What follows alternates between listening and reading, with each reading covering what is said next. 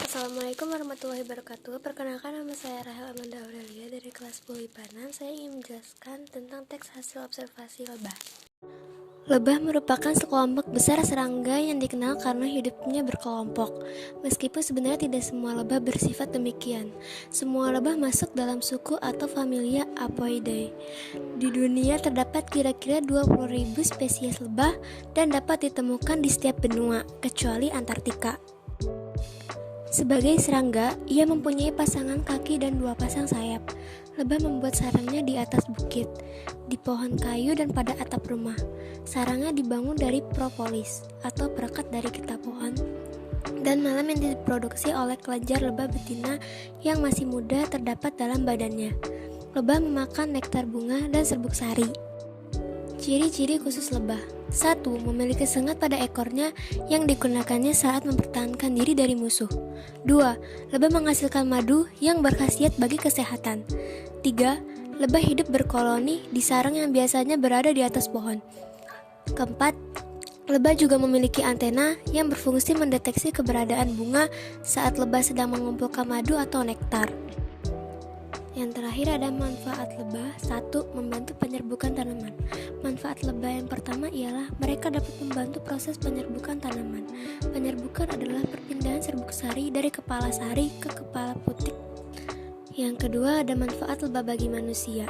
Lebah memungkinkan manusia untuk menikmati banyak buah dan sayuran yang umum dan lezat seperti brokoli, asparagus, buah melon, mentimun, labu, blueberry, semangka, almond, apel, cranberry, dan cherry. Selain buah-buahan dan sayuran, lebah juga berkontribusi pada industri daging dengan menyediakan makanan untuk sapi perah dan hewan lainnya. Yang ketiga, menjaga keanekaragaman hayati. Selain bermanfaat bagi proses penyerbukan untuk produksi makanan, lebah juga berkontribusi besar ke pedesaan, ke kebun, dan pengayaan hayati secara umum. Pasalnya, penyerbuk seperti lebah memungkinkan tanaman untuk berbuah, mengatur benih, hingga berkembang biak. 4. Memproduksi lilin lebah. Manfaat lebah selanjutnya yakni memproduksi lilin lebah atau yang disebut dengan beeswax. Lilin lebah adalah lilin alami yang diproduksi melalui kelenjar lilin yang terdapat di tubuh luar lebah. 5. Menghasilkan madu. Manfaat lebah berikutnya pasti diketahui oleh banyak orang.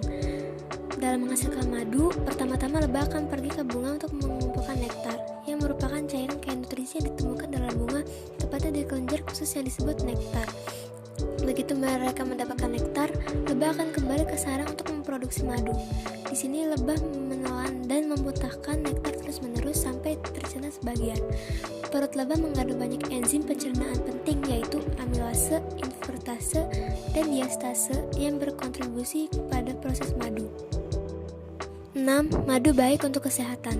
Selain menjadi pemanis alami dengan banyak potensi kualitas kesehatan, orang-orang juga telah menggunakan lebah dan produk yang berhubungan dengan lebah untuk tujuan pengobatan selama ribuan tahun.